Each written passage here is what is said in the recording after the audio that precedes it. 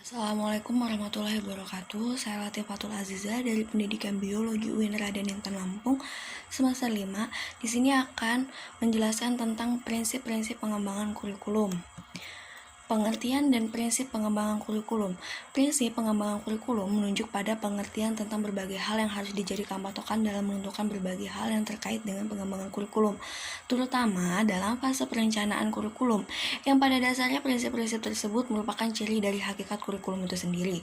Esensi dari pengembangan kurikulum adalah proses identifikasi, analisis, sintesis, evaluasi, pengambilan keputusan, dan kreasi elemen-elemen kurikulum. Lalu yang selanjutnya ada macam-macam sumber prinsip pengembangan kurikulum. Menurut Oliva, setidaknya ada 4 sumber prinsip pengembangan kurikulum. Yang pertama ada dari data empiris, data eksperimen, cerita atau legenda hidup yang ada di masyarakat. Lalu yang terakhir adalah akal sehat. Yang pertama adalah data empiris. Data empiris merujuk pada pengalaman yang terdokumentasi dan terbukti efektif. Lalu untuk data eksperimen menunjukkan pada temuan-temuan hasil penelitian. Untuk cerita atau legenda yang hidup di masyarakat adalah salah satu cara efektif untuk memecahkan masalah-masalah kehidupan yang kompleks, yaitu dengan melihat adat kebiasaan yang ada di masyarakat.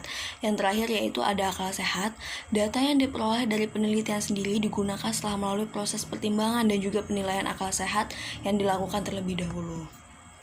Yang selanjutnya ada tipe-tipe prinsip pengembangan kurikulum. Yang pertama, anggapan bahwa kebenaran itu utuh atau menyeluruh adalah fakta, konsep, ataupun prinsip yang diperoleh setelah uji dalam penelitian yang ketat dan berulang, sehingga bisa dibuat generalisasi dan diberlakukan di tempat yang berbeda. Lalu yang kedua ada anggapan kebenaran parsial, yaitu fakta, konsep, ataupun prinsip yang sudah terbukti efektif dalam banyak kasus tapi sifatnya masih belum bisa digeneralisasikan.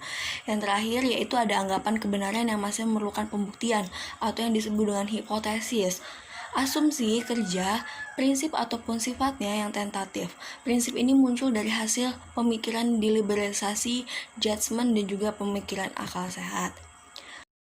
Lalu yang selanjutnya ada prinsip-prinsip pengembangan kurikulum. Dalam pengembangan kurikulum terdapat banyak prinsip dasar yang dapat digunakan agar kurikulum yang dihasilkan benar-benar sesuai dengan apa yang diinginkan dan diharapkan oleh semua pihak. Prinsip-prinsip ini biasanya dibedakan dalam 2 kategori, yaitu prinsip umum dan juga prinsip khusus. Yang pertama ada prinsip umum. Terdapat 5 prinsip umum pengembangan kurikulum, yaitu yang pertama ada relevansi, adalah adanya kesesuaian antara hasil pendidikan dengan tuntutan kehidupan yang ada di masyarakat. Yang kedua adalah prinsip fleksibilitas, yaitu artinya bahwa kurikulum itu harus lentur, tidak kaku, terutama dalam hal pelaksanaannya. Yang ketiga ada prinsip kontinuitas, yaitu artinya kurikulum itu dapat dikembangkan secara berkesinambungan dan tidak terputus-putus atau terhenti-henti. Yang selanjutnya ada prinsip praktis, yaitu prinsip yang mudah dilaksanakan, menggunakan alat-alat sederhana, dan juga dalam pembiayaannya itu murah. Yang terakhir ada prinsip efektivitas, yaitu prinsip yang sejauh mana perencanaan kurikulum dapat disesuaikan dengan keinginan yang ditentukan. Berdasarkan pengelompokannya, berikut adalah berdasarkan pengelompokannya. Yang pertama ada pengelompokan prinsip relevansi. Relevansi pendidikan dengan kurikulum anak didik. Relevansi pendidikan dengan kehidupan sekarang dan yang akan datang. Relevansi pendidikan dengan dunia kerja. Dan juga yang terakhir ada relevansi pendidikan dengan ilmu pengetahuan. Lalu pengelompokan prinsip fleksibilitas, yaitu fleksibel dalam memilih program pendidikan, fleksibel dalam pengembangan program pengajaran. Yang selanjutnya ada pengelompokan prinsip kontinuitas, yaitu berkesinambungan antara berbagai tingkat sekolah. Lalu yang kedua ada berkesinambungan antara berbagai bidang studi. Lalu ada pengelompokan prinsip praktis, yaitu kurikulum yang dikembangkan dengan memperhatikan prinsip praktis dan mudah diterapkan di lapangan. Kurikulum harus bisa diterapkan dalam praktek pendidikan sesuai dengan situasi dan kondisi tertentu. Lalu yang terakhir ada pengelompokan prinsip efektivitas. Efektivitas dalam pengajaran pendidikan berkaitan dengan sejauh mana kegiatan belajar mengajar yang telah direncanakan dapat dilaksanakan dengan baik. Lalu yang terakhir ada efektivitas belajar anak didik berkaitan dengan sejauh mana tujuan-tujuan pelajaran yang diinginkan telah dapat dicapai melalui kegiatan belajar mengajar yang telah dilaksanakan. Lalu yang kedua ada prinsip khusus. Untuk prinsip khusus ini ada beberapa contohnya, yaitu prinsip yang berkenaan dengan tujuan pendidikan. Pendidikan bersumber pada ketentuan dan juga kebijakan pemerintah, survei mengenai persepsi orang atau masyarakat tentang kebutuhan mereka, pandangan para ahli dalam bidang-bidang tertentu, survei tentang manpower atau juga sumber daya manusia atau ketenaga kerjaan, pengalaman negara-negara lain, dan juga yang terakhir adalah penelitian. Lalu yang selanjutnya adalah prinsip yang berkenaan dengan pemilihan isi pendidikan. Mengacu pada pertimbangan, yaitu yang pertama ada perlu penjabaran tujuan pendidikan pengajaran ke dalam perbuatan hasil belajar yang khusus dan sederhana. Isi bahan pelajaran harus meliputi segi pengetahuan, sikap, dan juga keterampilan. Yang terakhir yaitu unit-unit kurikulum harus disusun dalam sesuai urutan yang logis dan juga sistematis. Yang selanjutnya ada prinsip yang berkenaan dengan pemilihan proses belajar mengajar. Hal-hal yang perlu diperhatikan yaitu yang pertama ada apakah metode atau teknik belajar mengajar yang digunakan cocok untuk mengajar bahan pelajaran. Lalu yang selanjutnya apakah metode atau teknik tersebut dapat memberikan urutan kegiatan yang bertingkat-tingkat.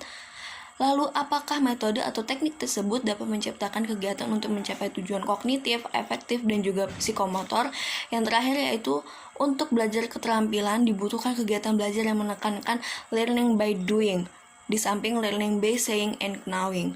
Yang terakhir yaitu ada prinsip yang berkenaan dengan pemilihan media atau alat pembelajaran. Beberapa pegangan yang harus digunakan yaitu pertama ada alat dan media yang diperlukan. Apakah semuanya sudah tersedia? Bila alat tersebut tidak ada, apakah ada penggantinya? Lalu yang kedua ada bagaimana pengorganisasian alat dan bahan pelajaran, apakah dalam bentuk modul, paket belajar, dan juga yang lain-lainnya. Terus yang selanjutnya adalah bagaimana pengintegrasiannya dalam keseluruhan kegiatan belajar. Lalu yang terakhir hasil yang terbaik akan diperoleh dengan menggunakan multimedia. Masih ada lagi prinsip yang berkenaan dengan penilaian. Penilaian merupakan bagian hal yang tidak bisa dipisahkan dari pembelajaran. Ada 3 fase yang harus diperhatikan dalam penilaian, yaitu yang pertama ada merencanakan alat penilaian, menyusun alat penilaian, dan juga mengelola hasil penilaian. Yang selanjutnya ada prinsip-prinsip pengembangan KBK. Dalam pengembangan kurikulum berbasis kompetensi, perlu memperhatikan prinsip-prinsip. Yang pertama ada keimanan, nilai dan juga bekerti yang luhur, penguatan integrasi sosial, keseimbangan etika, logika, dan estetika, dan juga kinestika, kesamaan memperoleh kesempatan, abad pengetahuan dan teknologi informasi, pengembangan keterampilan untuk hidup, dan juga yang terakhir adalah belajar sepanjang hayat. Sekian video dari saya. Sampai jumpa. Wassalamualaikum warahmatullahi wabarakatuh. I wanna know, no, this honey. Girl, I could look on.